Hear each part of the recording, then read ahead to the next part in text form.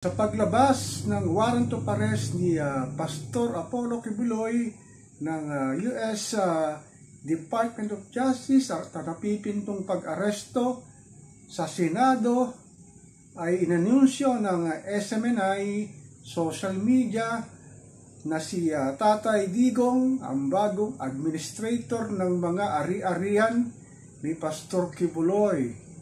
Grabe, no? Talagang close sila ni Tatay Digong So siguro na-anticipate na ni Pastor na anumang sandali magmula ngayon ay maaaring i-arresto siya ng Senado at extradite sa US.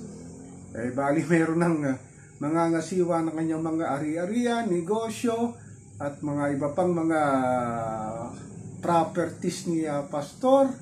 Kung sakali man siyang i-extradite sa US Department, ang sabi nila, si Tatay Digong Duterte nga ang mamamahala ng kanyang mga ari-arian.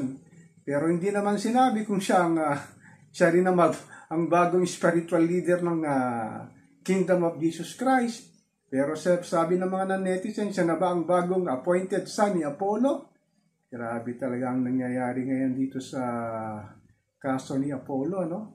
Na hindi man lang humarap din sa Senado para bigyan linaw at i-deny ang mga akusasyon sa kanya sa mga kasong kinasasangkutan niya kagaya ng human trafficking, money laundering, illegal criminal activities at ang kanyang mga pang-aabuso, panggagahasa sa kanyang mga servant na halos ilang dekada na ang lumipas ay may nagko-complain at taga-antay sa kanya sa pagharap sa Senado.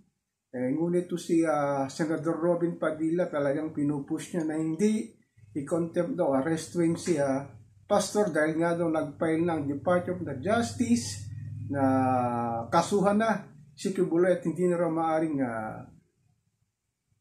pumunta pa sa Senado si Pastor pa lang daw sa in aid of legislation. Grabe talaga itong mga kaalyado ni Pastor, ano? Na isang ma-impluwensya, maraming salapi, at hawak niya yung mga politiko at siguro mga kaibigan niya talaga ito. At ng mga nagdaang eleksyon, nagbigay siya ng malaking pondo para sa kanilang financial assistance sa pangangampanya. Ang tawag dito, bayad utang na ginagawa ng 4 na senador na tinutulungan talaga siya na hindi humarap sa Senado. Pero sabi ng mga netizen, ito sana ang pagkakataon, pag humarap ka, ipakita mo kung talagang malinis ang iyong konsensya, i-deny mo lahat ng akusasyon sa'yo. Pero sa patuloy na hindi mo pagharap, ang sabi nga ng mga taong bayan, guilty ka talaga. Tapos ngayon sa panibagong anunsyo ng SMNI, si Tatay Digong na ang mamamahala ng kanyang ari-arian.